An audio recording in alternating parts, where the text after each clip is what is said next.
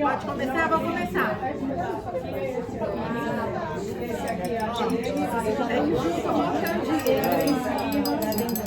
Vamos lá, gente?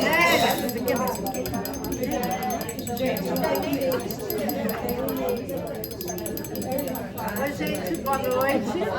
Boa noite. Vamos começar. Primeiro, super bem-vindas, que gostoso receber todas aqui. Muito bom. A gente vai ter bastante coisa para conversar hoje, porque essa semana, apesar de a gente só estar no terceiro dia da semana, já dá até para esquecer a semana passada, a semana retrasada, o mês passado, porque só esses últimos 3 dias já trouxeram bastante novidades para a gente.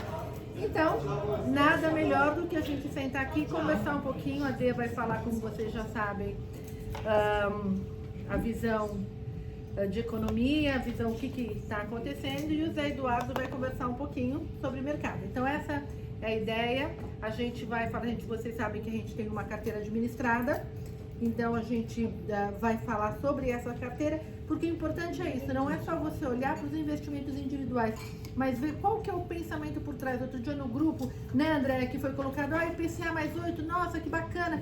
Não é assim, a gente tem que olhar o papel que aquele instrumento vai fazer. Então, quando a gente monta a carteira administrada, a gente vê, inclusive, a tomada de decisão para o mês seguinte. Então, por favor, façam perguntas. Vamos conversar, tá todo mundo em casa. É isso. Daí eu vou sair da gravação e vou deixar para eles tocarem, mas super obrigada. Vamos lá.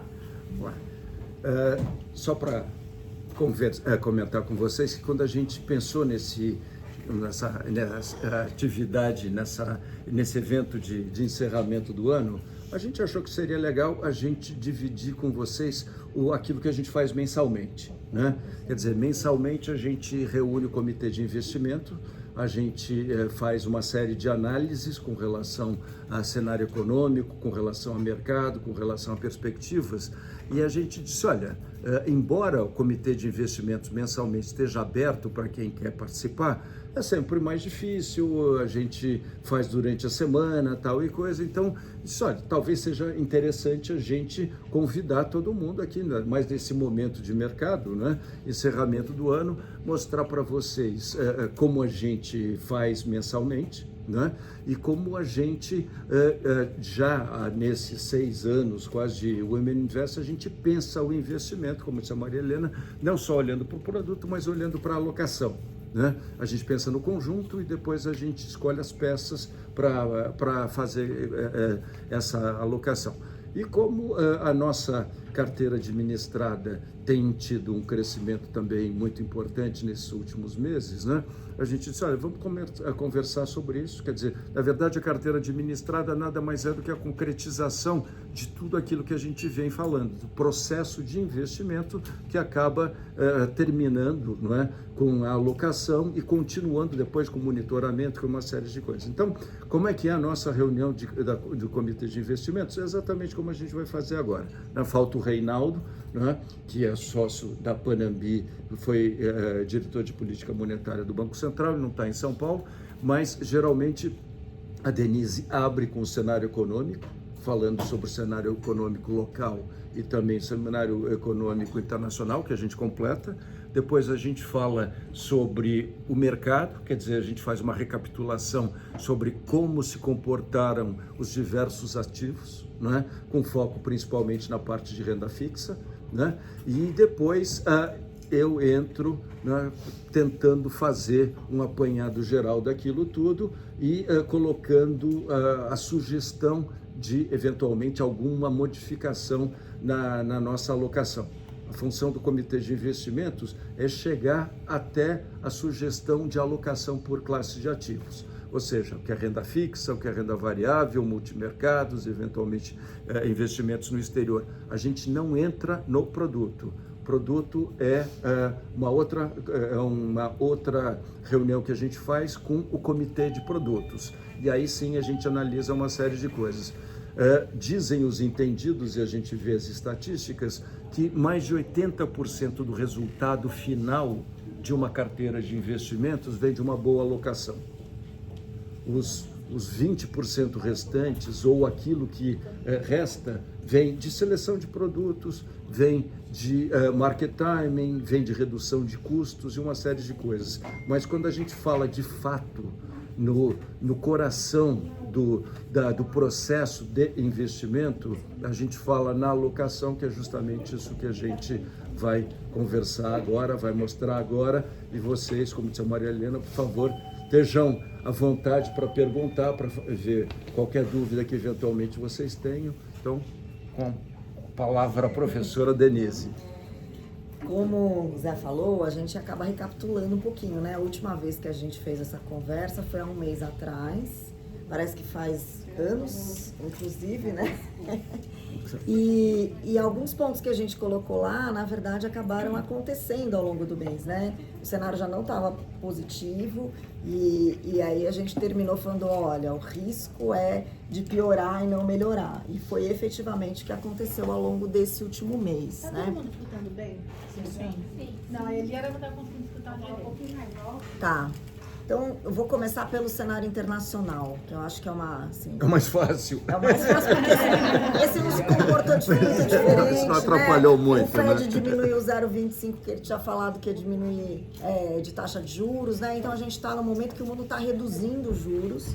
A gente está no momento de presidente novo nos Estados Unidos, que anunciou uma série, que vai tomar, elas não foram tomadas ainda, né? Uma série de medidas protecionistas que tendem a fazer com que os Estados Unidos, no curto prazo, cresça um pouco mais, mas talvez tenha mais inflação, né? Porque os produtos importados lá tendem a ficar mais caros. E o resultado disso é uma taxa de juros mais baixa lá e uma perspectiva para as empresas americanas de curto prazo mais positivas, né? É principalmente o dólar se fortalecendo em relação a todas as outras moedas. Então, um pedaço da desvalorização que acontece aqui é um fenômeno mundial e tem a ver com o desempenho da economia internacional, né? Hoje, por exemplo, acho que o pedaço da desvalorização tem muito mais a ver com os Estados Unidos do que aqui. Eu acho que aqui simplesmente não teve nenhuma notícia boa que revertesse, mas o cenário é um cenário de que o dólar fica forte, né? E aí as demais moedas se desvalorizam. Então, esse movimento de desvalorização do real já vinha acontecendo e uma das consequências é inflação tende a ficar mais alta, tende a ficar acima da meta e o Banco Central vai reagir subindo juros. Então, já era esperado uma alta de juros na reunião do Copom. Acho que a diferença é que se esperava algo como 0,75, né? Vem uma alta ainda maior de 1 ponto. E mais do que isso, uma sinalização do Banco Central de que nas próximas 2 reuniões vou subir mais 1 ponto em cada reunião. Então, a gente tem encomendado aí para frente um aumento forte aí da Selic para fazer frente à inflação fora de controle, né? Inflação subindo por conta de custos, né? Então, dólar mais caro, preço de importados mais caros, custos vão ficar mais caros. Ainda não bateu na inflação, vai batendo aos poucos, na medida em que você passa a fazer uma nova importação e aí tá mais caro, e aí na negociação você sobe preços, não é de uma vez. Então, ao longo dos próximos meses, a gente vai ver os preços dos bens que são importados subindo. E o outro fator muito importante é a atividade econômica está acelerada. A gente vê o PIB vai crescer 3% esse ano. Isso tem a ver, sobretudo, com gasto. Um pedaço disso é gasto público. Então, você tem a taxa de juros mais alta que deveria reduzir a atividade econômica, né? Fica mais caro de fazer investimento, as empresas desaceleram, as pessoas compram menos a prazo, né? Esse é o objetivo da taxa de juros elevada, é esfriar a economia para a inflação ir para a meta.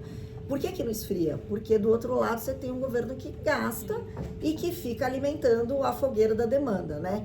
A tal da expressão que já começa a aparecer aí de dominância fiscal, o que é isso? É exatamente isso, né? O Banco Central fica de mão amarrada, ele sobe juros, sobe juros, sobe juros, mas o lado fiscal fica lá botando lenha, né, na fogueira da economia e ele não consegue reduzir a inflação e chega uma hora que o governo não consegue nem se financiar, né, porque você exige do governo uma taxa de juros cada vez maior para ele se financiar.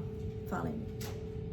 E qual é a visão do setor produtivo em relação a isso? Porque você tem, por um lado, o cara que tiver que necessitar fazer empréstimo, Tá mais caro? Tá muito mais caro. Sim.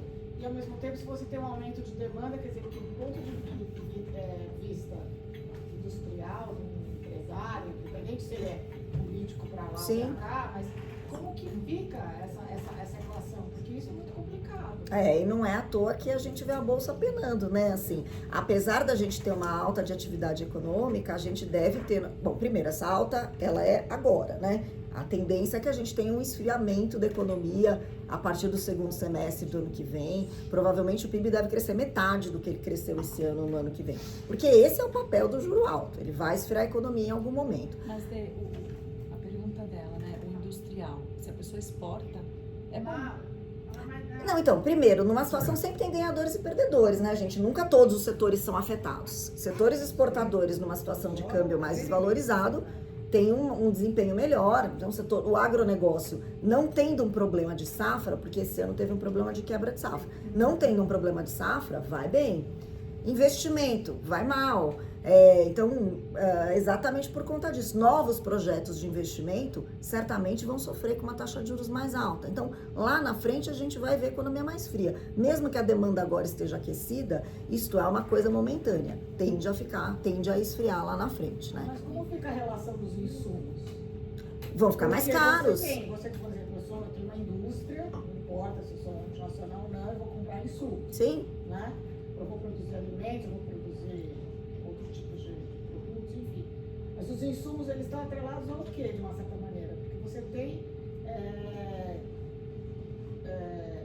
um aquecimento da demanda, então, ou seja, eu quero aproveitar essa oportunidade para ganhar market share, para melhorar a minha performance, né? Mas, por outro lado, eu tenho esse temor do que eu tenho que fazer projeções para o futuro. Então, se eu sei que o dinheiro vai ficar mais caro, eu sei que eu vou ter milhões de coisas para discutir, então como é que você vê esse momento para o mundo empresarial de uma certa maneira? Porque difícil. é difícil, é isso mesmo. Certeza. É bem difícil. Certeza. Porque você tem custo subindo, a incerteza. E é o que a gente está vendo agora. E nesse momento de incerteza, o que começa a acontecer? Paralisia de decisões, que é o que a gente começa a ver.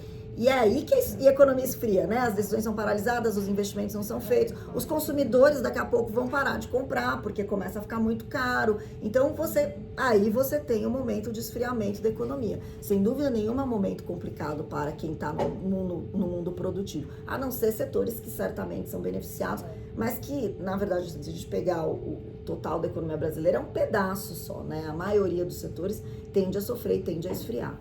Então, a gente vai ver esse esfriamento, né? Isso é consequência direta de uma política governamental, é isso? Não é necessariamente de uma política governamental, Célia. Eu acho que assim, qual é o problema? A gente tem um problema fiscal muito grave, que não é deste governo, sei lá, desde Pedro Álvares Cabral, né, se a gente for olhar, que é um problema estrutural da economia brasileira, não é um problema deste governo. Qual é o problema deste governo? Primeiro, é um governo fraco politicamente. Ele tem um Congresso que é um Congresso quase que inteiramente de oposição. Então, é muito difícil aprovar as suas medidas, a não ser que essas medidas estejam em linha. Custa, mas independente de custar. O arcabouço fiscal foi aprovado, né? Não, então, aí custa exatamente isso. Exatamente. Ele não tem maioria no Congresso, né? Dia a dia acabou. Então, esse é o governo que gasta. São duas coisas. Primeiro, fraqueza. Segundo, eu acho que é um governo que tem dificuldade de impor uma agenda mais contracionista também. Tem uma série de pessoas no governo. E aí, elogios para o ministro Haddad, que tem feito um esforço enorme para tentar passar qualquer medida, mas tem um contingente grande de pessoas ali que acredita, que fala, gasto é vida, gastar em educação não é gastar, é investimento. E não é verdade, todo gasto é gasto, seja onde ele for feito, independente da gente discutir aqui méritos de gastos em educação, em saúde, o que for. Gasto é gasto. Não, nós não vamos entrar nessa seara. Isso não é, isso é reflexo, talvez, de uma Então, assim, tem um pedaço. Tem um pedaço que é estrutural, mas tem um outro pedaço eu não tenho vontade de passar essa agenda, eu estou sendo obrigado a passar, porque efetivamente ele pegou uma situação muito mais complicada em Lula 3 do que em Lula 1, quando ele tinha superávit e colchão para gastar. Agora não tenho, portanto ele vai ser obrigado a fazer medidas de contenção de gasto. Já fez esse ano e vai ter que fazer no ano que vem, mas é um governo que não gosta disso, tem dificuldade na agenda e que é fraco. Mesmo que gostasse e quisesse passar, já não seria fácil. O que tem que ser feito é muito difícil de ser aprovado em qualquer governo, gente. Desvincular gasto de educação e saúde é muito difícil. Fazer reforma administrativa e reduzir salário de funcionário público é muito difícil, porque é uma corporação super organizada. Mexer nas vantagens do judiciário é muito difícil. Então, assim, qualquer governo, isto é um trabalho para a década, não é um trabalho que vai ser resolvido nem 1 ano, nem 2 anos. Só que você tem que se dispor a fazer. Se você não se dispõe a começar e não se dispõe a fazer, é muito complicado. Então, acho que esse é um fator relevante. As medidas... O sentimento que o mercado tem de que esse trabalho que vai demorar 10 anos não vai ser começado. Acho que esse é o problema, entendeu? Assim, acho que todo mundo sabe que é difícil. Todo mundo sabe que é difícil. Exatamente, exatamente. Acho que a sensação é, o que eu coloquei lá para votar é um pacote fraco. Ele resolve 2025 e talvez 2026, ele não resolve o nosso problema fiscal. O problema fiscal continua. A relação dívida PIB do Brasil vai bater nos 80%. E é isto que leva o mercado para onde ele está hoje, né? E o risco continua, a gente falou isso na última reunião, no último mês, né? O risco é assimétrico para pior e ele continua assimétrico para pior, né? Acho que assim, é provável que o Congresso vote o pacote fiscal agora, por uma questão de senso mesmo, de urgência, né? Começa a ver que está tudo degringolando, se a gente não aprovar, tudo degringola. Então, acho que é bem possível que vote agora, liberou um monte de dinheiro de emenda, a gente sabe disso.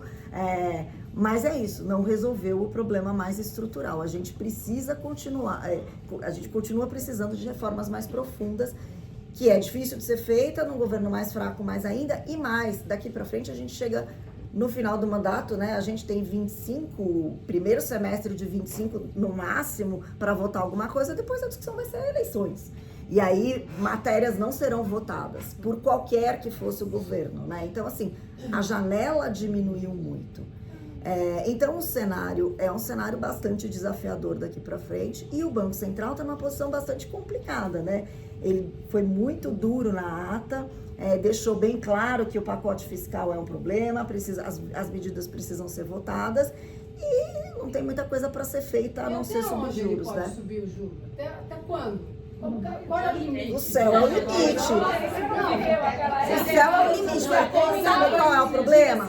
Sabe qual é o problema? Quando chegar no limite, tem que fazer dinheiro. O céu é o limite, mas o problema chega uma hora que a dose para reduzir e vai provocar uma recessão na economia, ela é muito grande, ela causa muito estrago e é muito difícil de ser feita. E a gente pode estar chegando, né, próximo, a gente vai para 15% de juros, provavelmente, 14%, né? 16, será? Eu também não acho que chega a 16, não. Quer dizer, quem fez pré-fixado se ferrou. Eu acho que isso o Zé vai conversar. Por quê? Então, porque no fundo, quando você vai para o pré-fixado, a sua aposta os juros irá cair ao longo dos próximos meses. E em algum momento se achava mesmo, né, que a partir do meio do ano que vem a gente já estaria no momento de queda de juros. Hoje, este não é o cenário, né, quando a gente olha daí para cima, né. Explica um pouquinho, quer dizer, o que o Banco Central fez de tentar baixar, pôr dinheiro no mercado para tentar conter o valor do dólar Então, e não conseguiu.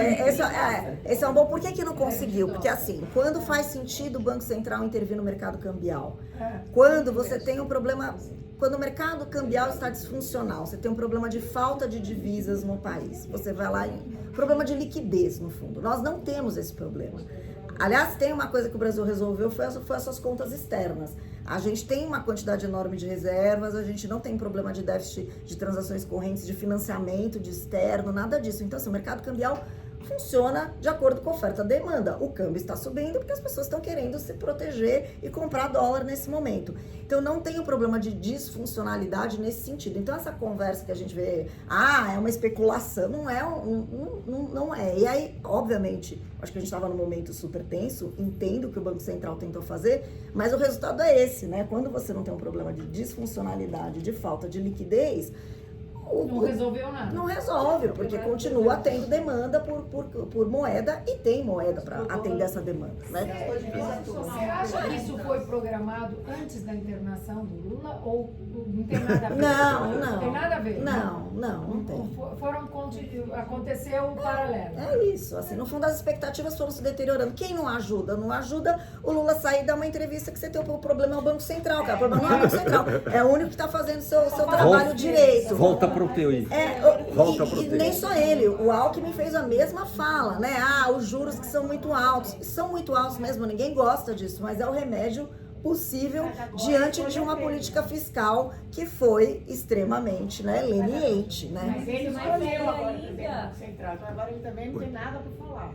Não, mas ainda nessa linha... O Banco Central é independente, Não, né? o problema agora são os Faria Limers, né? Ele não tá falando. Não, a Faria Lima é porque a Faria Lima é especuladora no mercado cambial, mas quem mexe nos juros é o Banco Central, né? Aqui a gente está protegido pelo Rio, então aqui não tem mais problema. Tá tudo tranquilo. Existe a possibilidade do novo presidente do Banco Central baixar os juros? Fazer uma coisa louca? Essa é uma ótima pergunta. E essa é uma dúvida do mercado.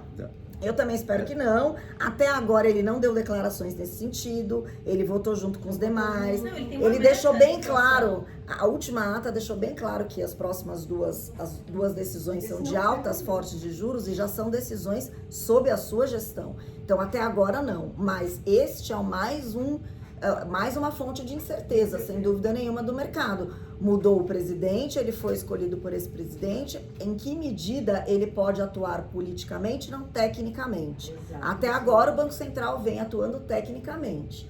O Banco Central é independente, então assim, o Galípolo pode fazer o que quiser, o Lula pode não gostar, xingar e tal, mas ele não tem nada a fazer, ele simplesmente tem que aceitar, né? Acho que o ponto é em que medida alguém que foi indicado pelo presidente não vai em algum momento.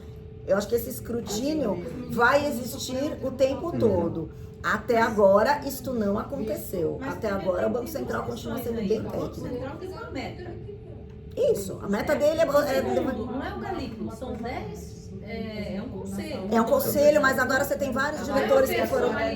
Sem dúvida, sem dúvida. Mas o presidente tem um certo peso no comando da reunião, né? É uma reunião que acontece com uma sala com todos os diretores, vem o diretor de política econômica que apresenta o cenário, aí vem a votação, mas obviamente o presidente tem um peso, embora você tenha toda a razão. É uma votação... Aconteceu foi no governo Dilma e não foi... Com o Tombini, mas no Banco Esse Central Tombini. que não era independente, né? Acho que essa era a diferença. Mas certamente esse vai ser um olhar super apurado que o mercado inteiro vai ter o tempo inteiro sobre o Banco Central.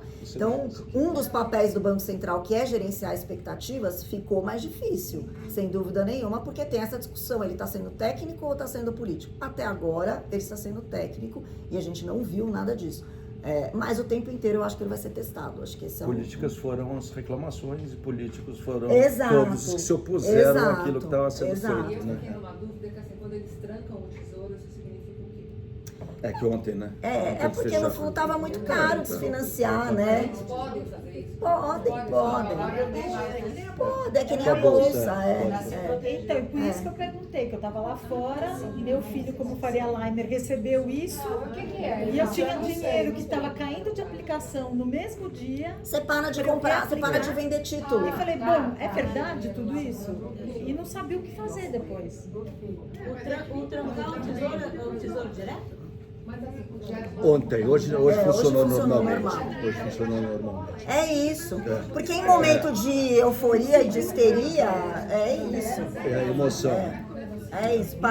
É isso mesmo. Não tem. Espera um pouquinho, pega sangue de barata. Exato, exatamente. Mas é isso. E o cenário prospectivo, gente, continua um cenário muito preocupante, né? Porque no fundo é isso. A gente resolve o problema mesmo aprovando as medidas de 2 anos. Acho que isso a aprovação da medida tende a acalmar um pouco e baixar um pouco as expectativas, mas a gente dificilmente vai ver a taxa de câmbio voltando para os patamares anteriores, né? Assim, acho que é muito difícil, porque você criou um novo patamar por conta da deterioração de expectativas que a gente viveu, Você né? imaginava isso esse ano? No começo, você pega a análise de vocês no segundo mês. Eu vou pegar o Focus. Foi piorando ao longo do ano, Piorando, né? Não era Só que ele 6%, projetava né? 9% no final do Sim, ano. sim. Começou o ano, vocês lembram o que é Focus, né? Focus é o resumo do que o mercado está estimando. Às vezes as pessoas se confundem achando que Focus é o que o Banco Central está estimando. Não, boletim, né? Lá todo mundo manda para o Banco Central, ele faz esse levantamento e fala assim, tá aqui os números com os quais o mercado está trabalhando. E o ano começou com expectativa de queda de juros. No final do ano, né? Era assim, eu não lembro quanto que estava no começo do ano, mas estava acima de 9. E a ideia era chegar a 9. E chegou quando? Na metade do ano que a coisa virou. Por conta do cenário que já não tinha. Que era um cenário de uma atividade mais fraca, né? Você esperava um crescimento mais na casa de 2, não 3, por isso uma inflação um pouco mais controlada e o mundo baixando juros, né? Então o diferencial de juros entre emergentes e Brasil aumentando, fazendo com que você abrisse espaço para em algum momento poder reduzir juros. Mas a inflação, obviamente, não cede e a gente teve uma piora grande de expectativas ao longo do tempo, né? O dólar se fortalecendo em relação às demais moedas, mas também aqui, né? Essa boca de jacaré entre as outras moedas todas que também se desvalorizaram em relação ao dólar e o real, ela foi abrindo, né, ao longo do ano. Então a gente piorou mais que todo mundo.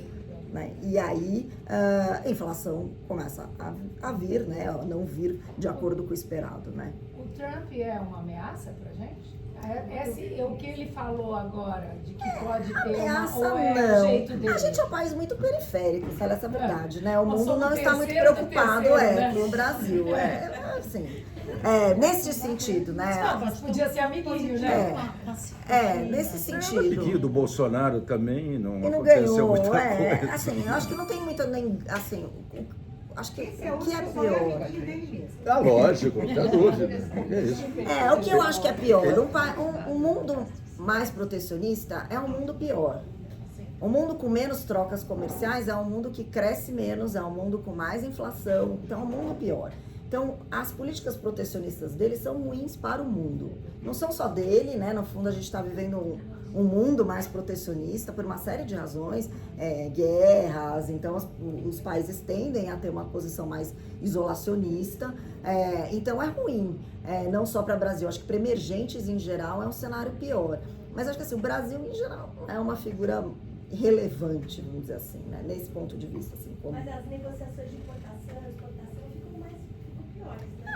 Não pode ter alíquotas piores, entendeu? Nesse sentido. Mas não é só para o Brasil, né? E, na verdade, ele vai impor... O que pode ser pior? Alíquotas mais protecionistas para a China podem detonar uma China invadindo o mundo com produtos mais baratos e isso ser até bom para a inflação, né? Mas ruim para a indústria nacional, vamos dizer assim. Então, a China já não está mais tão barato hoje, né? Mas a partir do momento em que ela não puder, mas a partir do momento que não puder exportar para os Estados Unidos, pode tentar jogar as mercadorias para o resto do mundo com preços mais baixos, entendeu? Então esse é um risco, Mas eles estão né? priorizando produtos com mais valor agregado, então mais para... Sim, eles estão fazendo um trabalho de marketing, né? De valorizar o país como a Coreia fez há 200 anos atrás. É um rebranding deles ali. Eu vou dizer, eu acho que quem que dá mais insegurança do que o Trump, porque o Trump não está falando nada que ninguém esperava. Não, pelo contrário, ele está dizendo, eu vou fazer o que eu disse que ia fazer na campanha. Não é ele, é ai meu Deus, agora fugiu o nome. O Musk. É o Musk. Aquilo ali não é funcionário do governo, pode ser antiético, pode fazer o que ele quiser. Nem americano o Musk é. Agora, vamos falar se nesse cenário todo o Lula resolve piorar e sei lá, de repente. Ele é ele. Que caos que vai ser, né? Vai ser um caos. Acho que qual é o risco maior desse cenário? Porque assim, em tudo se acomodando, né? Passou o pacote fiscal, você tem uma acomodação em patamares piores, só vai provavelmente começar a reduzir juros, sei lá, que vai chegar a 14,5% ou 15% lá no final do ano que vem. A economia cresce menos no ano que vem, inflação dá uma segurada por conta da taxa de juros mais elevada. Esse é o cenário melhor, vamos dizer assim. Qual que é o cenário pior? Você adotar medidas populistas de mais gasto público ainda nesse cenário. Aí é muito difícil saber onde vai parar câmbio, né? Então, pode ser 6, pode ser 7, pode ser 8, mas pode, né? Porque é difícil saber onde vai parar num cenário de piora muito grande das expectativas.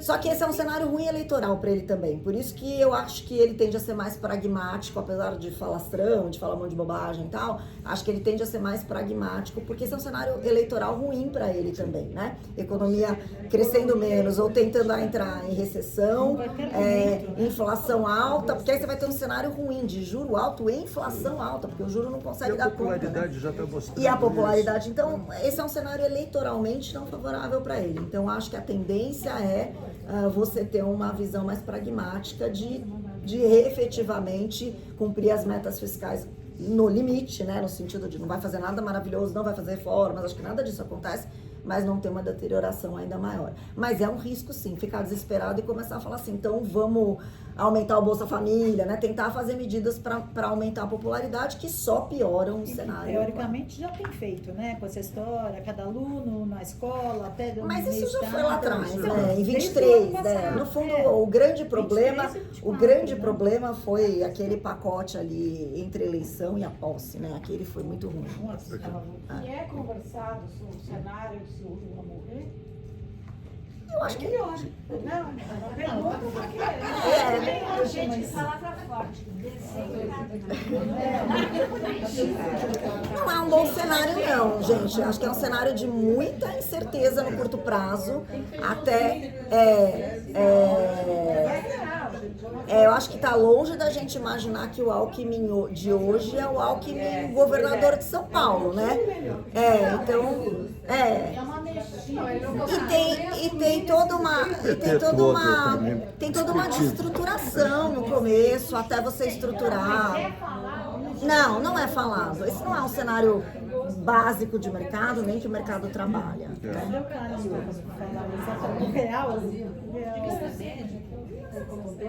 Eu também acho. E as chances dele ser o candidato não são pequenas de hoje, né? Quem ser o candidato? Ele mesmo, a reeleição. Não, o Lula, não o Alckmin, o próprio Lula, né, gente? Ele não fez um grande sucessor. E a verdade, assim, embora eu acho que o Haddad... O PT não tem um sucessor. Embora o Haddad seja um bom ministro da Fazenda, ministro da Fazenda é o pior cargo possível para ser político, né? Para ser candidato a alguma coisa. Porque é um cargo horrível, que você só dá notícia ruim. É muito difícil o ministro da Fazenda ser alçado e ser popular. O único que conseguiu tinha um plano real atrelado a ele. Não foi o fato de ser ministro da Fazenda, é fácil de ter um plano de estabilização, né? Muito difícil. Mas aí eu acho que a gente podia passar para a discussão de como é que isso afeta. Então, assim, o recado final temos juros subindo mais, Selic subindo mais e um câmbio que permanece desvalorizado, né? A ideia é justamente... Vocês estão aqui, a gente vai pedir uma votação para ver o que vocês acham que deve ser feito e a gente vai fazer o melhor estilo populista, tá certo? Melhor estilo populista que a gente é exatamente, né? Então, só complementando aqui o que a Denise disse com relação ao cenário internacional, porque de fato, nesses últimos 40 dias, desde a nossa última reunião, a gente teve o ambiente todo aqui sendo totalmente impulsionado pelas notícias locais. Né? Quer dizer, o que aconteceu aqui no Brasil foi efetivamente que fez o preço dos ativos. Né?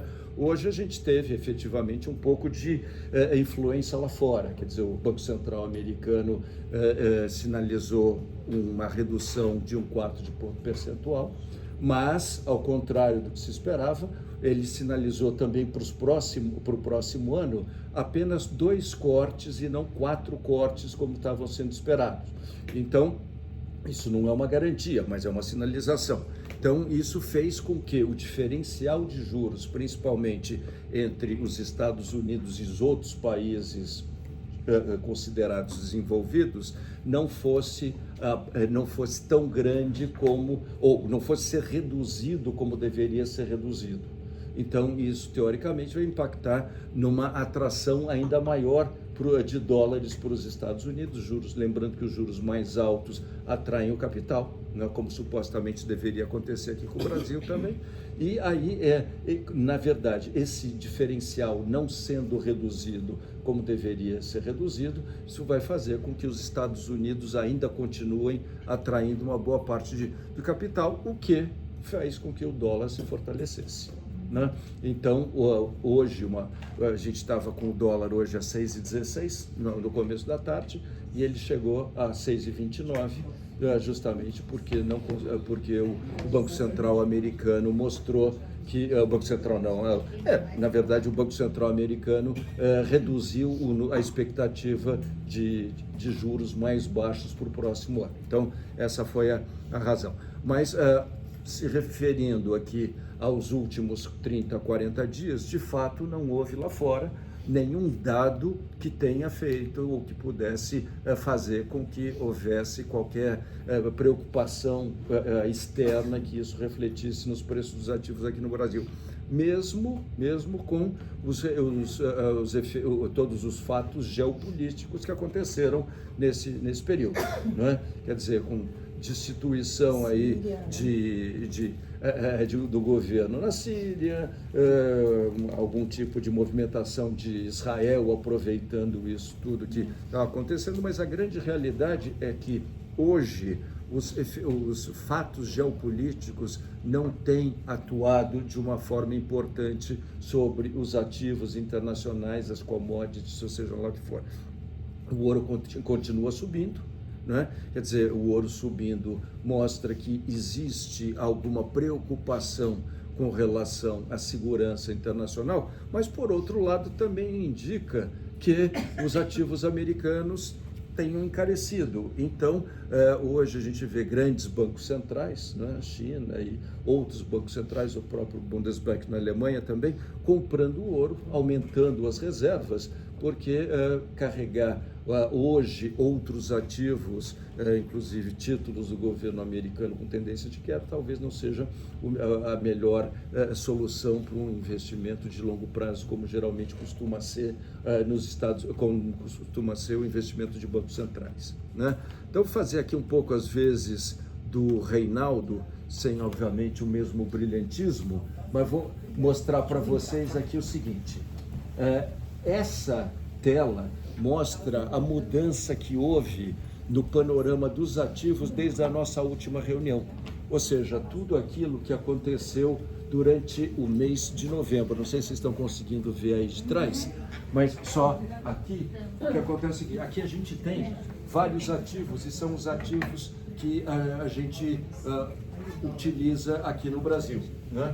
Então, nesse mês de novembro, a gente teve o dólar disparado na frente, né? Só no mês de novembro, dólar laranja, né? O dólar teve uma alta de 4,77% só no mês de novembro. Então, no ano, né, o dólar já subiu 25%. Tá? O CDI veio logo depois, não é? Com o 0,79%. Tá? E depois a gente teve... Que é o azul. Que é o azul. Azul isso. Não, o CDI é azul. O azul CDI ali.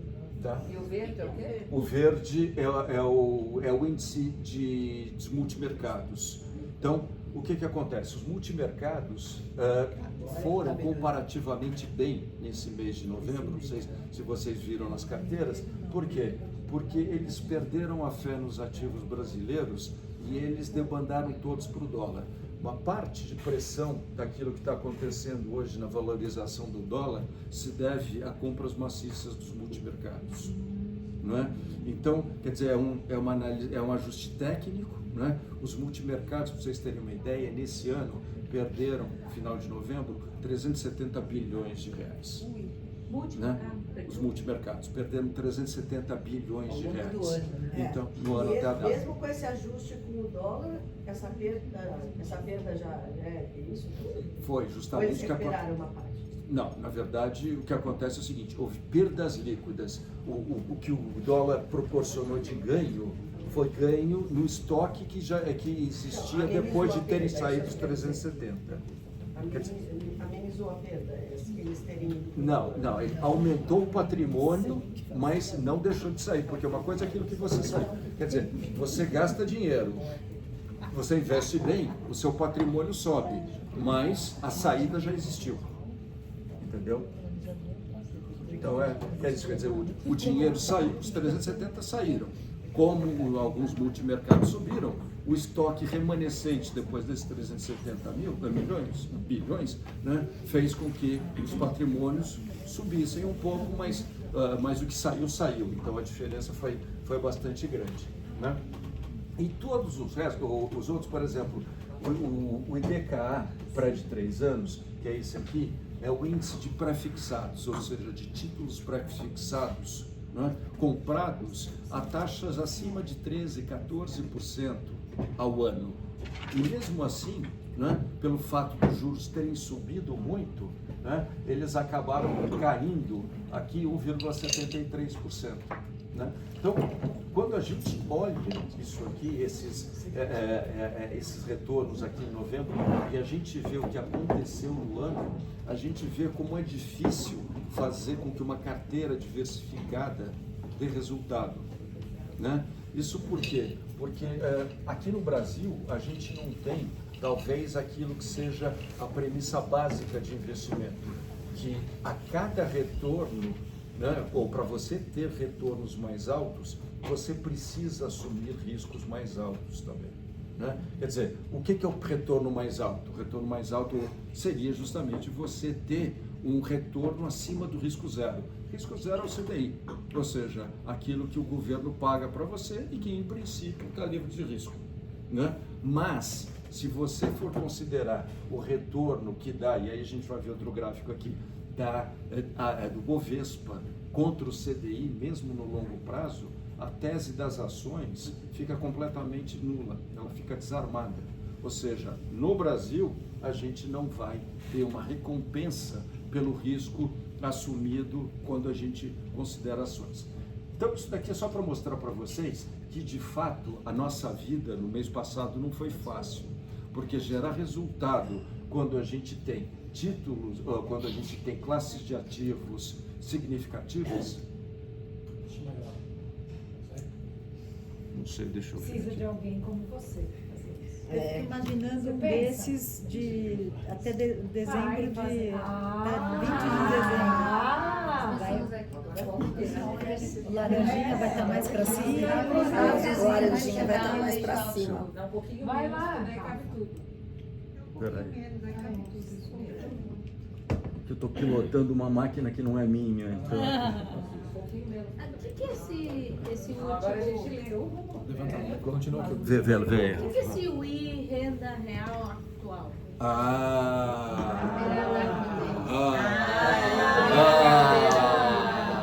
Depois você faz um Pix. Depois você faz um Pix.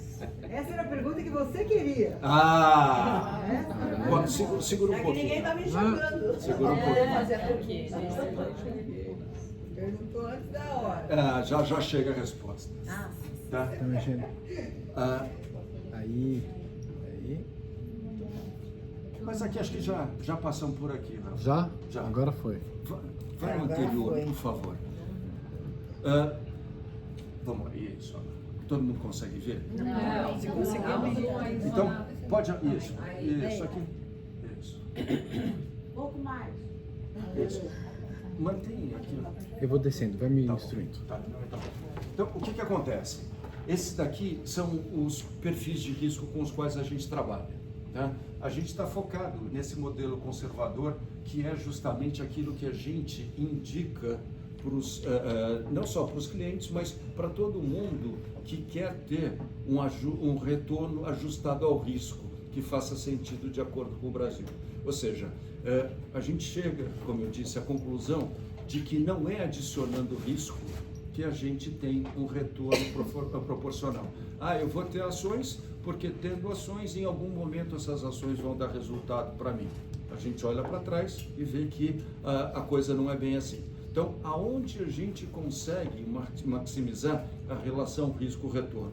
A gente acha que é justamente nessa parte de carteira de renda fixa, que a gente pode, inclusive, colocar alguma coisa como multimercado ou algum ativo internacional, mas que agora a gente está 100% colocado na renda fixa. Tá? Então, na última reunião que a gente fez do Comitê de Investimento, a gente terminou dizendo, olha, a nossa indicação para que a gente consiga maximizar um retorno, uma relação retorno-risco ajustada para um perfil conservador, é essa aqui. Pós-fixado. O que são os pós-fixados? São essencialmente os títulos atrelados ao CDI, que a gente viu no outro slide, que foi aquilo que deu mais durante esse ano, com exceção do dólar. Tá? Então, 2/3 da carteira, para diminuir volatilidade, para reduzir risco da carteira, risco de volatilidade, a gente acha que a gente deve colocar no CDI. O pré-fixado, mesmo com taxas altas, não é? Ainda não deu para nós uma segurança para que a gente possa chegar, como disse a Denise, e fazermos uma alocação maior, porque a gente tem a perspectiva de queda de juros. Né? A gente conversa muito sobre isso, quer dizer, quando a gente começou esse ano, um bom pré-fixado pagava alguma coisa como 10%. Hoje a gente já passou de 15%. Né? Então, o que acontece é o seguinte, e é um pré-fixado que a gente usa, como vocês viram, um período relativamente curto, que é um período de 3 anos, ou seja, se os juros subirem, a gente depois de 3 anos, que não é um prazo assim tão longo, a gente pode realocar. Mas o que acontece é que hoje os juros estão subindo tão rapidamente que muitas vezes a gente, mesmo com bons retornos, a gente acaba tendo sempre uma defasagem naquilo que a gente poderia ter se fizesse um investimento naquele momento. Então, a gente tem exatamente o mesmo aquilo que a gente teria em qualquer outro momento, ou seja, menos do que isso, a gente perde eventualmente uma chance de uma recuperação de mercado, que pode acontecer por uma série de motivos, como a Denise disse aqui, a gente já fala sobre isso também. A única certeza que a gente tem no Brasil é que o futuro vai ser diferente do que a gente imagina.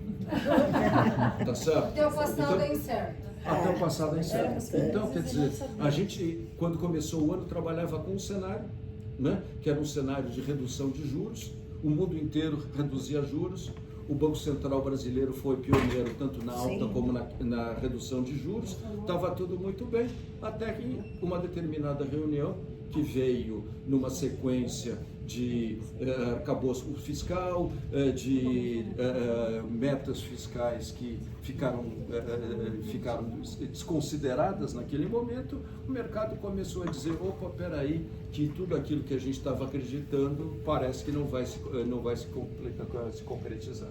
Então, efetivamente, o que a gente fez foi justamente manter o pré-fixado sem apostar e que a gente está entrando no melhor momento do mercado. Né? Quer dizer, mas na última reunião a gente até discutiu, né? Mesmo esse 10 em pré-fixado, eu não tenho certeza se deveria ficar. Isso por quê? Porque a gente chega num momento aqui que a gente já tem 2/3 pós-fixados. Né? O nosso compromisso aqui, não é fazer com que a gente tenha a melhor relação risco-retorno, não mês a mês, mas num período de tempo.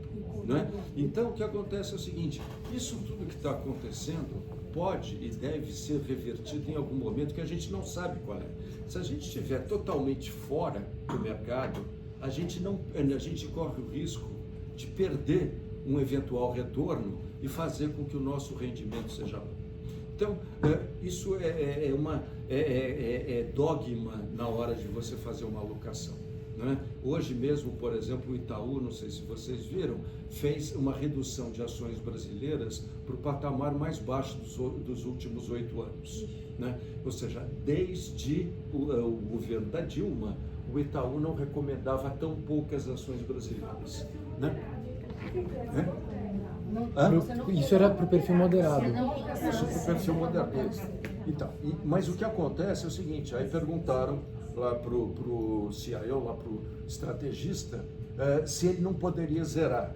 Ele disse, olha, eu posso zerar, mas o que acontece é que zerar é sair completamente do jogo, né? A gente acha que, nesse momento, não estou falando de ações porque o nosso perfil é um perfil conservador, não é um perfil moderado, né? Mas a gente acha que sair de títulos de renda fixa, que hoje, por exemplo, estão, como no caso da inflação, pagando 8% acima do IPCA, é uma saída ruim.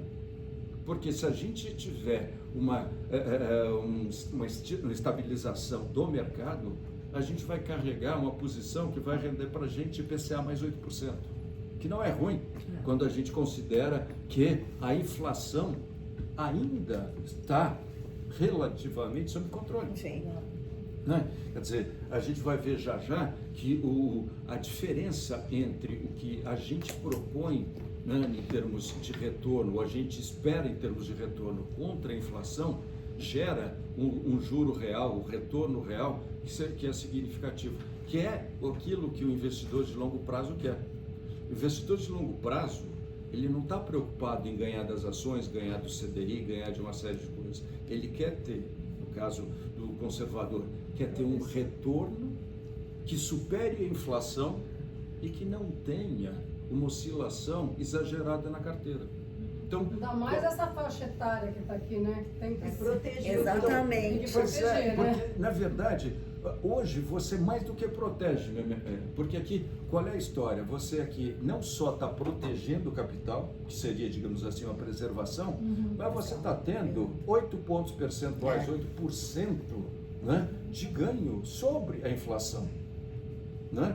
Então, quer dizer, é alguma coisa extremamente atraente. É um momento, né, apesar de estarmos no Brasil, um momento raro, porque a estatística diz o seguinte, só em 5% do tempo que a gente vê os mercados, né, os juros estiveram tão altos. Né? Quer dizer, e como disse a Denise, a gente já passou por crises muito grandes. Né? Quer dizer, quando a gente pensa vamos nem falar dos anos 80, tá? Mas quando a gente pensa mesmo na Dilma, né? A gente vê que, e ali era um problema muito maior, porque hoje a gente tem, de certa forma, um contraponto do Congresso, tem uma série de fatores redutores. Em relação, sem tá dúvida. certo, isso tudo. Então, não é um retorno desprezível. Então não seria a hora de fazer pré-fixado? Aí, Se você fizer um pré-fixado a 15%... Aí você está apostando. Você está apostando. Entendeu? É isso. Tem ditado que chega a 16. É isso. Fala que não chega nem a Você está apostando. Então, é uma aposta em acreditar nesse governo. E acho que nem assim, quando a gente olha os riscos, acho que tem mais riscos para o cenário ser pior do que para ele ser melhor. Eu acho. Então, nesse sentido, apostar no pré agora é mais arriscado, né? Quando você olha e fala assim, o cenário pior, ele é um cenário mais de cauda. Então você fala, bom, então é isso, não vai chegar a 16. Mas assim, eu também acho que não vai chegar, mas eu diria que hoje tem mais chance do cenário ser pior do que do cenário ser melhor. Posso fazer uma pergunta puxando a sardinha para o nosso lado? O mercado estava precificando. Tava. A curva estava precificando 16. Tá, cadê o controle da TV? Passa aqui, por favor. Pressão. Deixa eu aproveitar e fazer uma pergunta, só assim, puxando a sardinha para o nosso lado. Dá para aproveitar e falando sinceramente, dá para aproveitar todo esse momento de renda fixa alta, gorda, pagando bastante, sozinho? Ou é importante ter um comitê que mês a mês acompanhe isso? Como você aproveita isso sozinho versus qual que é a vantagem de você ter alguém te ajudando? Na verdade, o rebalanceamento é uma coisa importante. Né? Quer dizer, Isso certamente... chama de rebalanceamento. O que é o rebalanceamento? Rebalanceamento é você se adaptar às circunstâncias econômicas que mudam. Né? E faz, então, com que você tenha que mudar a sua carteira, os investimentos da sua carteira. Né? Então, por exemplo, quando você está num momento de juros em elevação, como a gente tem agora, e a gente não sabe, essa é uma coisa que a gente no mercado vê há muito tempo. Quando você começa um ciclo de aperto monetário, você só sabe que ele começou. Você não tem a menor ideia do que vai acontecer, né? Porque isso daqui não é um avião que você controla. Não, o efeito então, é longo. É longo, demora.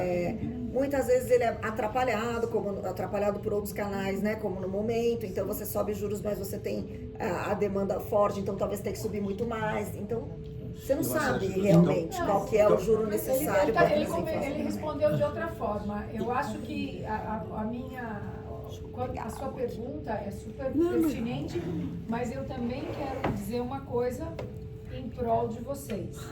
Porque assim, existem hoje pessoas que trabalham em bancos que dizem ser agentes, eu não sei como chama isso, mas não, eu vou te ajudar a aplicar seu dinheiro, eu vou analisar o seu perfil, e que infelizmente não estão analisando o nosso perfil, eles estão legislando em querendo vender um produto. Eles querem vender um produto. O que eu acho que que acontece... não é a função, né, deles. Um assessor não tem como função montar isso. Ele tem como função vender um produto, exato. Então, acho que colocar isso no cenário dentro da sua pergunta, entendeu? E justamente acho que... Porque tem muita gente que está se propondo a te assessorar, sendo que a assessoria é uma assessoria partidária. Não, mas olha, carregado de... mesmo assim, só aqui complementando aqui, Célia, não, na verdade o que a gente tem é o seguinte, como o mercado muda muito, mesmo que alguém esteja olhando a sua carteira o tempo todo, ela não tem uma eficiência nem de escolha de produto, nem de custos de transação que faça com que aquilo seja viável, né? Então, por exemplo, imagina uma carteira que a gente tem aqui, né, e que a gente dê, por exemplo, uma sugestão, como a Denise estava lembrando, de mudança do pré-fixado de 10% para 5%. Né? Como é que o cara vai fazer? Porque vai sair de 10% e eventualmente vai aumentar o pós-fixado. Se você estiver falando, né, em valores, né, que são relativamente altos, você ainda pode ter essa possibilidade de trocar frações, mas você vai ter um custo atrelado que é alto. Né? Se você estiver falando de valores menores, né, você não tem a menor chance de você trocar essas posições, porque você não tem lotes suficientes para entrar de uma forma eficiente no novo investimento. Né? Quer dizer, hoje você tem, por exemplo, investimentos que você tem resgate de, 30 dias, 40 dias, que é outro aspecto. Então, na hora de você fazer um investimento 30, 40 dias, dependendo de como se comporte o mercado, você pode ter perdido 3, 4%, então já muda o raciocínio que você tem, entendeu? Então, quando você olha isso tudo, né, e esse é um dos nossos princípios, ou seja, a gestão da renda fixa faz sentido desde que você tenha prevista condições de monitoramento, de acesso, de custos baixos, tal coisa, você chega à conclusão de que de fato não é fácil. Né? Quer dizer, você precisa de uma gestão profissional para fazer aquilo, e não é gestão profissional de alguém que vai te aconselhar, é de alguém que faz para você. Né? Então, nesse caso, é fundamental. Né? A gente tem os nossos clientes de consultoria, tal coisa, às vezes você conversa, dá aquele negócio, aí vai falar com o banco, o banco, já não tem mais aquele agora já mudou, aqui não funciona mais. Quer dizer, a oportunidade, não estou dizendo aqui que você tem que ter aqui uma mesa de operações funcionando, mas você tem sim que ter acesso e cumprir aquilo que você está propondo para dentro da sua capacidade. Uma coisa é você ter o seu carro, outra coisa é você esperar o Uber vir te buscar, entendeu? Então a coisa muda completamente.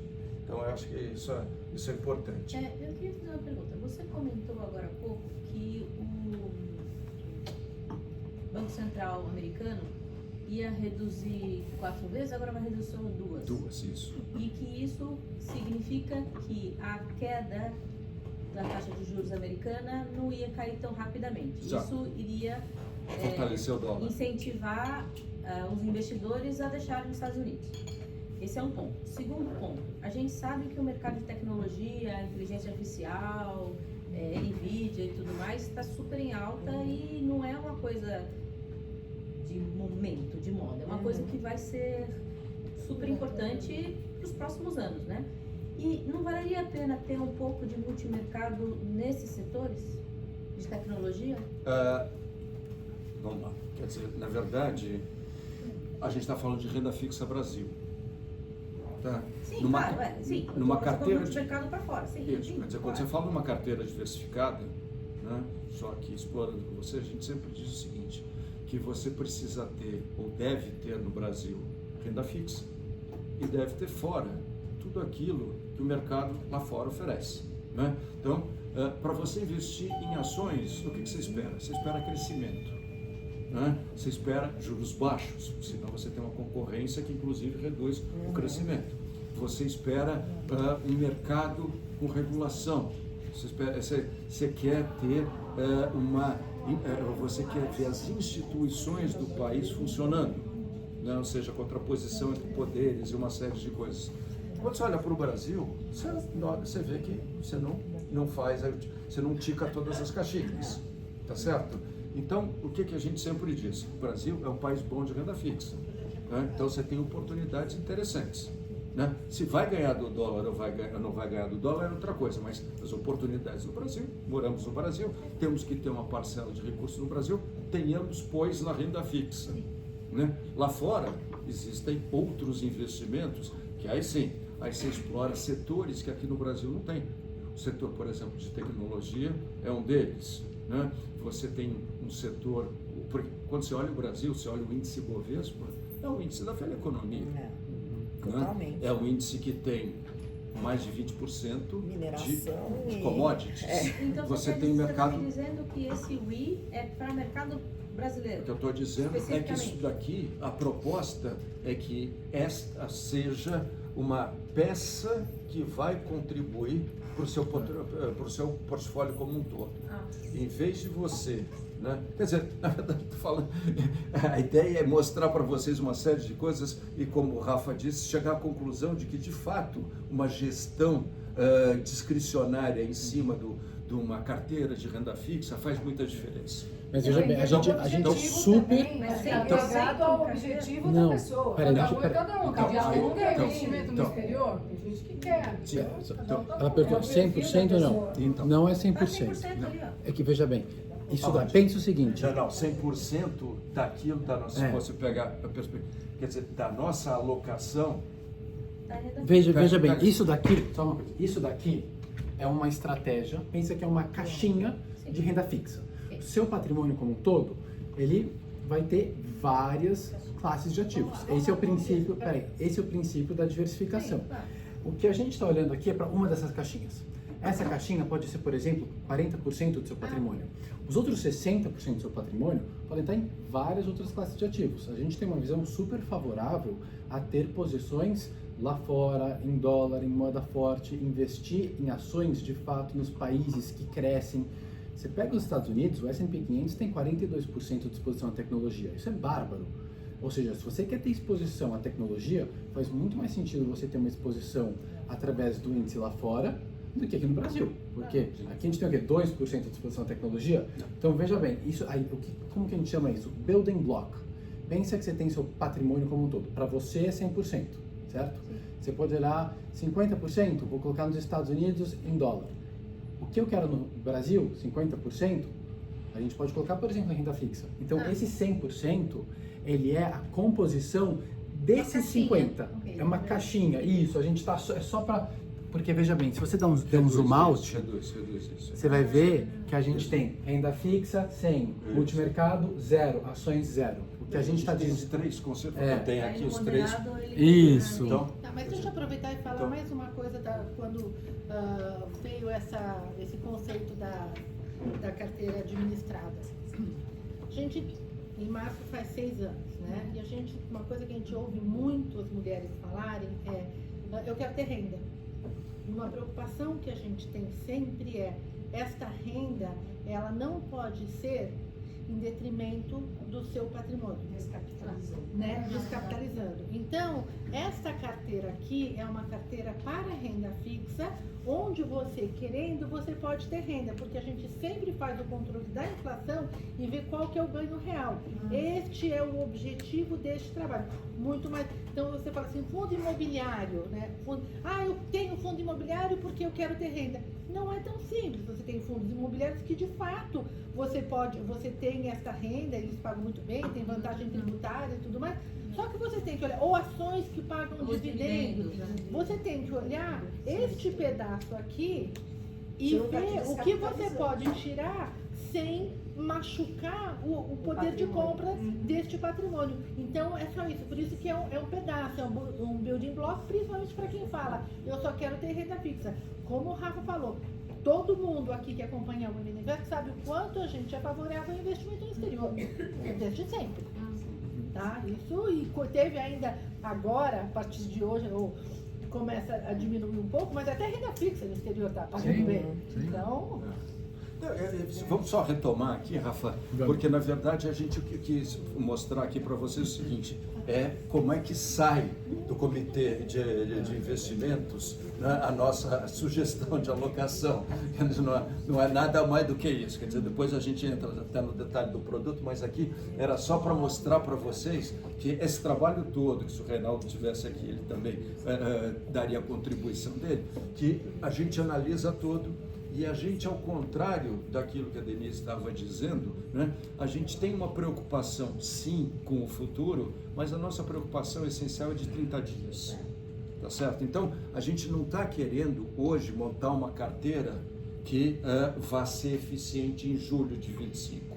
A gente quer montar uma carteira que seja eficiente para o mês de dezembro, que seja eficiente depois para o mês de janeiro.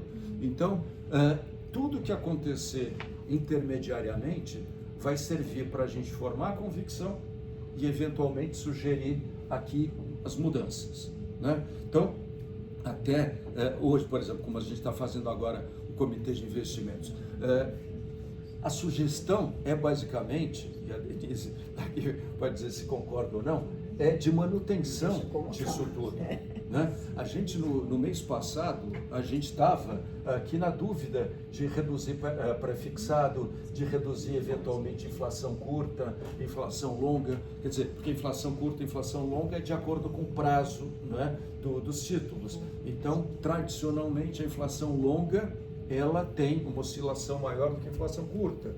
Então, a gente divide entre uma e outra, por quê? Porque em tempos normais, essa alocação aqui pela nossa estratégia tem que ter 30% do seu valor total, né, da exposição. A gente pode ter, por exemplo, um multimercado de baixa volatilidade em até 10%. Só que quando a gente olha o resultado dos multimercados para trás, né, ou a gente vê para trás não tão mal, mas olhando para frente, quando a gente chega em juros que vão chegar, que já se indicaram a 14,5%, né? A gente não, 14,25%, a gente não tem como, quer dizer, a gente não, o próprio gestor de multimercado não tem como alocar os recursos de forma a fazer com que ele consiga devolver no prazo dele de um ano CDI mais 4, como ele gostaria de fazer isso. E os bons fundos fazem isso, até porque os fundos usam alavancagem, a alavancagem custa dinheiro. Uma coisa é você alavancar quando o CDI está a 4%, 5%. Outra coisa é você alavancar quando o CDI está a 14,25%. Então, tudo isso muda e não são decisões simples. Então, quer dizer, esse negócio de investimento é um negócio assim, mais do que comprar um título, é fazer todo um raciocínio, antecipar isso tudo. Então, o que a gente tem, qual é o nosso compromisso? Nosso compromisso é para os próximos 30 dias. A gente quer fazer com que nos próximos 30 dias a gente esteja bem alocado e que aquilo que a gente vir aqui no nosso comitê vai ser implementado na mesa, e tem ali todos os traders que fazem isso exatamente a partir do momento que a gente faz a nossa sugestão de alocação. Tá? Então, agora não vamos falar de carteira, vamos falar só de resultados passados para a gente entrar no mesmo contexto. Põe 2 slides para frente aí, por favor, Rafa. Aqui só para encaminhar a questão. Ou esse? Esse. Pode mais um para frente, por favor. Tá. Então vamos lá. Aqui é o comportamento dos ativos do Brasil nos últimos 10 anos. Vamos ver aí se você consegue mostrar. Tá? Como é que tá? Tá dando para enxergar? Maravilha. De final de 2014, ou seja, comecinho de 2015 até ontem, anteontem. Quem mais deu nesse período foi o IMAB. IMAB são os títulos atrelados à inflação, tá? Que são aqueles títulos que pagam IPCA+. Quem menos deu, bom, deu 175,01% em 10 anos. Tá? Quando a gente olha, o que pior deu foi o IFIX, que é o índice de fundos imobiliários. Né? Então, e aqui já está calculado também o valor dos dividendos pagos. Né? A Maria Helena falou, e isso a gente vê, né, que muita gente diz, olha, eu preciso de renda, logo vou investir num fundo imobiliário. Né? Então, você olha a renda e não olha o capital investido. Quando você soma tudo, depois de 10 anos, ele perdeu do CDI. Né? Só fazer que nem substituindo minha mãe aqui, como ela fazia Momento Women Invest, né? Tá batendo papo. Tá batendo papo, tá prestando atenção. Pois é. Tá nem ouvindo a gente falar. Essa questão do... Essa questão do fundo imobiliário que o Eduardo falou é o seguinte, vamos simular se fosse um imóvel em si, você pode ter o quanto você ganha do aluguel. Do que adianta você ganhar o aluguel toda hora se o valor do imóvel está derretendo? É essa a discussão, né? Então, não adianta você ter a renda lá legal, mas se o seu dinheiro está derretendo. É que nem você botar seu dinheiro num pote e tirar todo mês. Então, não é eficiente isso. E quando você compõe os dois... A gente assistiu uma palestra uma vez, como chama aquele amigo da sua mãe? O Moise. Moise. Mas o Moise é um mega vendedor Ele fala como se fosse o melhor investimento. Não, mas veja bem, a gente não está dizendo que fundo imobiliário é ruim. A gente só está dizendo que é o seguinte, se você for investir em fundo imobiliário exclusivamente para fins de obtenção de renda mensal, talvez este não seja um instrumento mais eficiente. Mas nesse contexto que nós estamos vivendo. Não, pode ser, veja bem, pode ser, não pela razão de renda, talvez pela razão de valorização do imóvel. O que a gente sempre diz é da cota, exato. E olha, e se você aqui, quando você olha para o mercado brasileiro hoje, quer dizer, você vê poucas razões para acreditar que num prazo relativamente curto você vai ter uma recuperação no mercado imobiliário. Provavelmente o contrário, né, gente? Nós estamos entrando num ciclo ruim para o mercado imobiliário. Com juros a 15% é um momento bem ruim para o mercado imobiliário. Provavelmente vai ver menos lançamento. Se você vê, está tendo um crescimento, dizem que está tendo um crescimento imobiliário. Em determinados locais. Não é na Grande São Paulo está tendo um crescimento imobiliário de 14%. A minha expectativa... Comercial ou residencial. O que vai acontecer que tudo isso vai ficar vazio? O que eles estão levando em consideração são os lançamentos, sim, mas não a ocupação e a venda. Então, houve 14% de lançamento. E a ocupação e a venda vai acontecer nesse momento de cenário de E aí, sim, está tendo empregabilidade, está faltando mão de obra para a construção, mas as pessoas vão ficar inadimplentes porque estão comprando, mas vão se perderem o emprego ou se tiver uma inflação não vai conseguir. Então a situação desses 14 que eles colocam, eles não colocam no cenário porque o setor imobiliário tem um ciclo longo, né? Então no fundo é isso, entre o lançamento e a venda, então são 3 anos. É isso. E nesse momento você pode ser pego por um momento completamente oposto na hora da venda, que é o que a gente está vivendo agora, né? A ocupação dá 5 anos. Exatamente. Entre você comprar um terreno, fazer o projeto, chamar arquiteto, aprovar e mudar, dá 5 anos. Eu acho que aqui o ponto principal é o seguinte, Célia, a gente está retrocedendo 10 anos, tá certo? 10 anos é um prazo longo, são 2 ciclos econômicos, tá certo? E aí a gente está vendo que em 2 ciclos econômicos ele perdeu, ele foi o pior. Quer dizer, ciclos econômicos, ele passou por momentos bons, passou por momentos piores, tá certo? Mas 10 anos é um bom período. Você não pode ficar esperando 50 anos para você ter retorno do investimento, tá certo? Então, a longo prazo, todos estaremos mortos. Então, se você for, né, se você for um investidor institucional, que você sabe, aí você for um fundo de pensão da Petrobras, não sei se vai existir daqui a 50 anos, mas de qualquer forma, se você for daí de qualquer empresa que você acredite que vai ter uma vida longa, você pode de repente esperar, mas eu acho que para ficar rodando num investimento só porque ele paga os dividendos mensais, acho que não é a melhor coisa. Não, isso é pro Rafa, que tem 50 anos pela frente. Que o Rafa tá aqui na Bibiana, é bolsa em tech em dólar. Rafa, vamos para 5 anos aqui, por favor. Oi? IMAB é o índice de inflação, investimentos atrelados à inflação, então os títulos IPCA+. Esse é o meu Esse sim, eu queria ter um filho assim. Eu também. Vamos para 5 anos aí, Rafa, que é o próximo.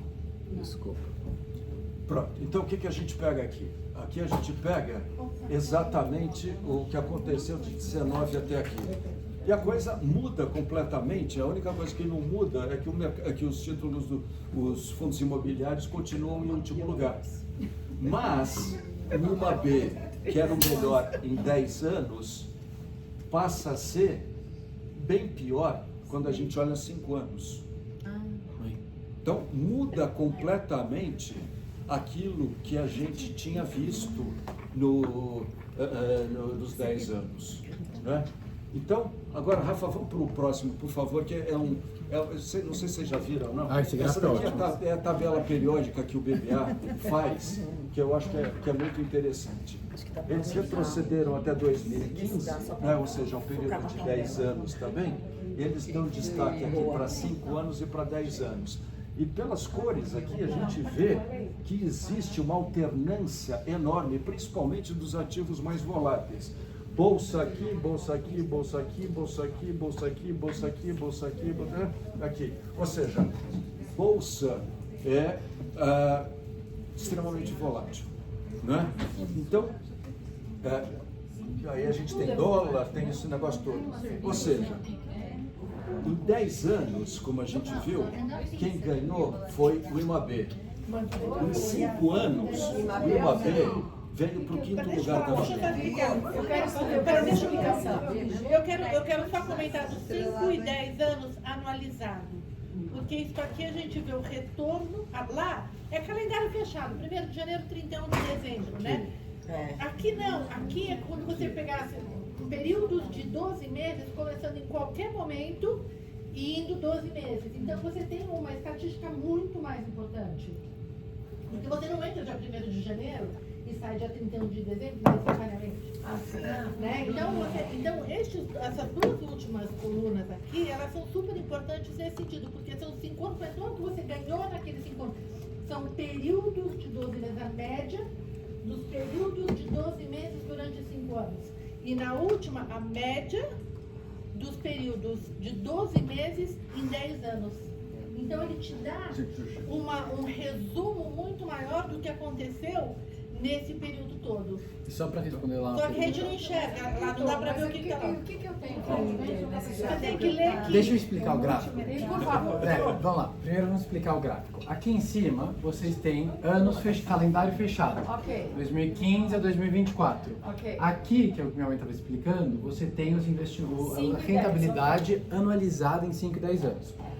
Cada quadradinho, cada cor é o que a gente chama de classe de ativo, que são grupos de investimentos. Então você tem Ibovespa, que representa o grupo de investimentos Ações Brasil. Você tem dólar, que é, enfim, moeda, dólar. E IHFA, é o índice que representa a rentabilidade dos fundos multimercado no Brasil.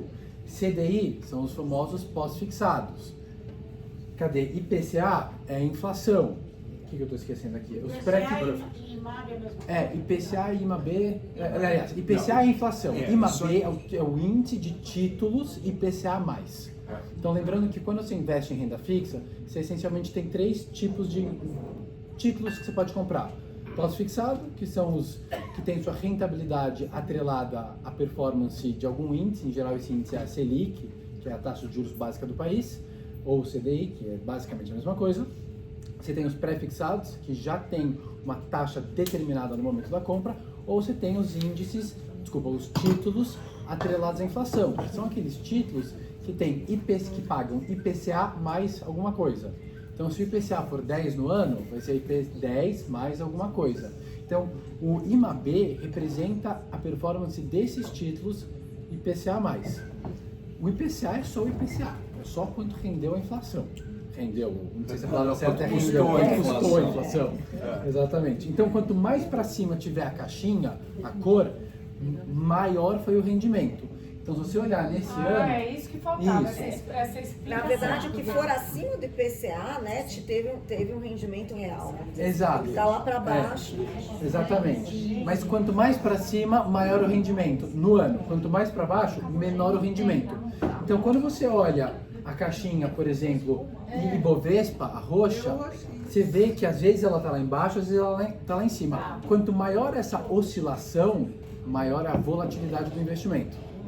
E aqui a gente tem uma coisa interessante para a gente ver também o seguinte: o IMAB, como o Rafa falou, é o título que paga IPCA+, né?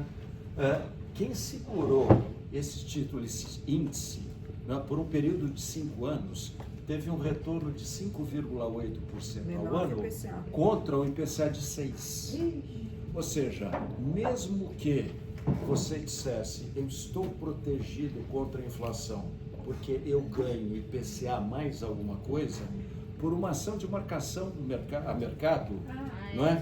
Houve uma redução, né? Ou seja, o que a gente vê aqui claramente é o seguinte: IMAB funciona quando os juros estão em queda. Ou quando você deixa até o final. Então, quando você deixa até o final, aí é que está mais... Sim, quer dizer, quando você deixa até o final, mas como você está falando do índice, você tem que segurar pelo período em que ele efetivamente comece a se beneficiar da marcação ao mercado positiva, ou seja, quando o título cai. Porque aí não é um título específico, né? Uma cesta. É uma cesta de índices. Né? Eu te cortei, o IMAB é bom quando o CDI está em queda? Em queda. Quando o CDI, quando os juros estão em queda. Não é? Quer dizer, quando a gente pega, por exemplo, o que aconteceu depois da pandemia, que a inflação começou a disparar e os juros foram atrás, não é? Mesmo você tendo títulos pagando IPCA+, você, na marcação ao mercado anualmente, perdeu dinheiro. Então, o que acontece? Qual é a nossa função enquanto gestores de momento? Não é? É justamente fazer com que a gente aproveite o CDI quando ele está subindo, não é? E aproveite também o IMAB quando ele está subindo. Então, quando o CDI sobe, você reduz o IMAB, não é? E a mesma coisa, um pré-fixado de 3 anos. Né? Então, considerando que a gente daqui a 3 anos vai continuar investindo, quando voltar esse dinheiro para nós, a gente precisa fazer com ele alguma coisa que para nós seja mais interessante. Então, é uma gestão ativa, não é? Sempre considerando o momento que a gente está. Né? Então, a gente acha muito legal esse negócio aqui justamente por isso. Então, agora, vamos contar aqui a história toda. Só uma pergunta, falando sobre isso. Aí é importante ter uma carteira tipo a de vocês, que já tem um pool maior de investimentos, porque se eu tentar fazer sozinha, por exemplo, essa mudança aí de o CDI está subindo, agora eu quero tirar do IMAB e ir para alguma coisa melhor, aí eu não vou conseguir pegar taxas tão boas. Na verdade, você tem alguns fatores, não é? Digamos que você queira fazer isso por conta própria, né? Em primeiro lugar, você precisa partir de um momento inicial. Quanto eu tenho que ter em cada uma dessas classes de ativos de renda fixa, né? Em segundo lugar, depois que você já definiu isso tudo, você vai precisar definir quais vão ser os produtos que você vai investir. Quando você pensa nos produtos, você pensa em fundos de investimento ou você pensa em ativos individuais? Você pensa em títulos isentos ou títulos não isentos? Você pensa em títulos de crédito privado ou você pensa em títulos do governo? você pensa no prazo em que você vai ter cada um dos negócios. É melhor você ter inflação curta, por exemplo, com títulos que vencem em 2027 ou 2029. Inflação longa com títulos que vendem em 2035 ou 2050. Entendeu? Então, o que acontece? O ponto é justamente esse, Mônica. Chega, deixa que a gente vê. Não, gente, Então, qualquer profissão tem a sua especialidade. Claro, lógico. Não, Entendeu? Você vai ler você vai pegar um remédio para gripe, tem 30 remédios. O médico vai dizer exatamente o que você precisa naquele momento para sanar aquele seu sintoma, ué. Não, deixa eu falar uma coisa. Eu estava lá no fundo quando você comentou. A gente sabia. Não, a gente chamou. Tava lá fofocando. Você não respondeu.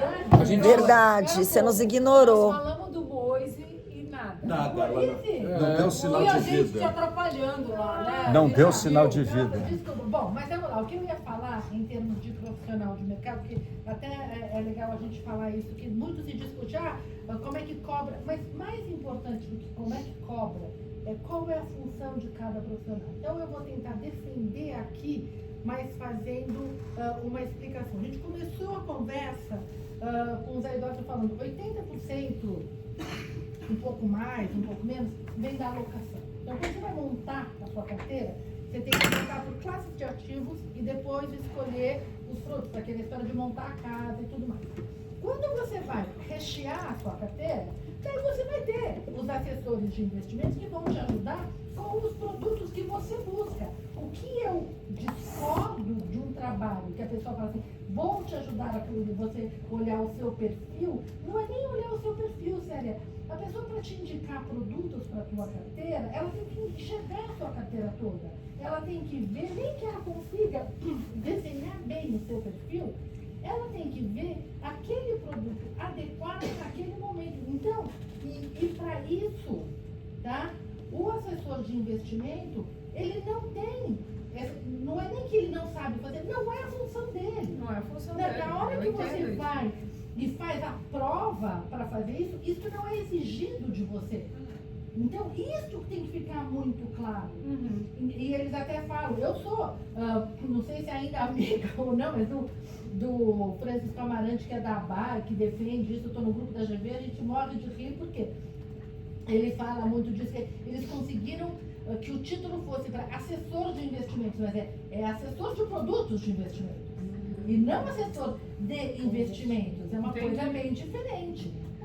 Então, esta preocupação, eu acho assim, você pode pegar uma casa onde lá ela tem quem vai recomendar a carteira e daí você vai ter um carinha lá que vai te ajudar a encontrar os produtos para fazer isso. Mas a gente não pode esperar desses profissionais, porque eles não foram formados para isso, para te dar essa assessoria, porque essa não é a função deles. Ou sugerir modificação, não. Você precisa, várias casas, você precisa de profissionais que vão te ajudar a montar, a olhar a carteira em classes de ativos. Então você vai ter lá, vencer o título, como é que eu vou repor esse tipo que a Andrea estava, ele tem que encaixar lá dentro de alguma maneira. Não é, de repente apareceu alguma coisa e PCA mais um montão e esta oportunidade. Pode até ser, se você estiver precisando daquilo naquele momento. Deixa eu só dar um exemplo prático para vocês com relação à manutenção da alocação ao longo do tempo. O que acontece é o seguinte, você recebeu um dinheiro e fez a alocação inicial, né? A gente parte do pressuposto que uma parte daquela alocação vai ter que ser consumida para o pagamento das despesas. Da onde você vai tirar? Obviamente, você vai tirar dos mais líquidos, que são geralmente os produtos ligados ao CDI, são os pós-fixados. Depois de um certo tempo, o que vai acontecer é o seguinte, você vai ver que a sua carteira tem muito mais os outros títulos que são ligados à inflação, que são pré-fixados, que têm uma série de coisas, do que propriamente os pós-fixados. Você pega um momento como esse, em que o pós-fixado é muito melhor do que os outros, você vai dizer, a minha carteira não está dando dinheiro. Isso por quê? Porque a dinâmica da sua vida fez com que você optasse justamente pela classe de ativos que você deveria manter. né? Então, depois de um certo tempo, quando você vai ver, sua carteira está completamente desequilibrada, a renda fixa está pagando 14 e alguma coisa, e você está tendo retorno de uma B, está tendo retorno de pré-fixados que não está dando nada. Entendeu? Então, essa manutenção, esse monitoramento, esse rebalanceamento, ou seja, reconstituir a alocação indicada, é fundamental. E essa alocação indicada, como a gente estava falando aqui, ela não é estática, ela é dinâmica. Tá certo? Então, a alocação é isso daqui, ó. Só para relembrar. Isso é a alocação. Essa é a alocação. Podem ver que a gente não está olhando para produto, a gente está olhando para classe de ativos e subclasse de que a gente ativo. produz no comitê de investimento, que é só isso. Depois a gente tem, inclusive, outras carteiras aqui e tal, mas que E hoje... veja, a gente tem ali a alocação estratégica, que é essa ideia do que deveria ter uma carteira. Exatamente. E a gente hoje, nessa linha de que no momento a gente vai mexendo, a gente está bem diferente da alocação estratégica, com muito mais recursos no pós-fixado. Né? Quer dizer, em tempos normais, ou seja, em tempos de inflação de 3 e pós-fixado pagando 7, 8, tá certo? A gente teria 40 no máximo. E aí vocês vão ver que esses 40 teriam também a composição de crédito privado e uma série de coisas. Mas fora isso, né, a gente está sobrecarregado nisso aqui. Agora tira a mão.